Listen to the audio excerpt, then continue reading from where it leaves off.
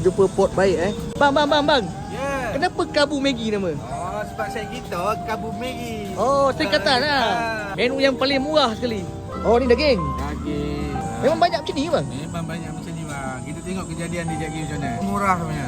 Termurah Termurah. Esok orang jual Sebab mahal lah, apa bang. termurah? Tengok di sini Jagi. Kita tengok guys, portion dia banyak guys. Portion dia banyak guys. Puas hati makan tu. Sayur salad. Sayur salad. Salad. Okey, boleh. Kita letak carrot. Ni kobe sungguh. Okey, kubis purple. Akan bagi dua. Ada macam masam-masam sikit ah. Ya. Okey. Kita akan bagi dua. Oh, dapat dua. Kita akan bagi dua. Macam ni, harga dia berapa ringgit? Baik, Daging. untuk portion yang macam ni RM10. Kita buat yang paling premium. Ada sotong. Ya. So, udang pun dapat ke? Dapat. Oh, ni yang paling mahal punya. Ya, betul. Oh, kerang. Kita letak kerang. Okay, oh dia premium sikit lah. Biasa tadi kan? Macam biasa.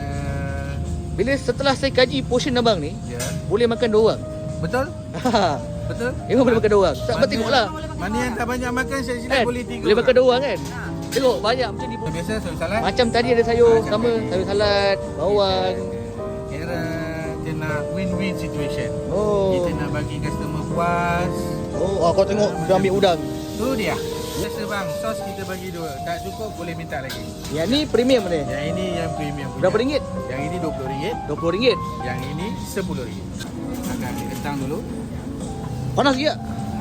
So kalau dia besar kita akan bagi sebiji. Faham? Tengok pada saiz lah kan. Ya betul.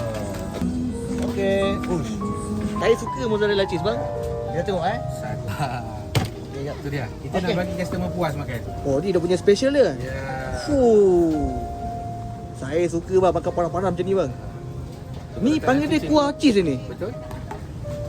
Dalam ni ada daging ke? Ada daging, ada cheese juga, bawang goreng, Favorite.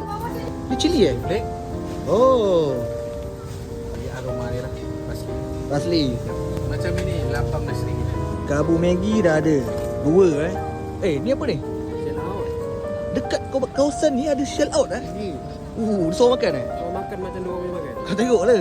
Berapa ringgit harga ni? RM38 90 sen. Oh, jackpot harga. Kot.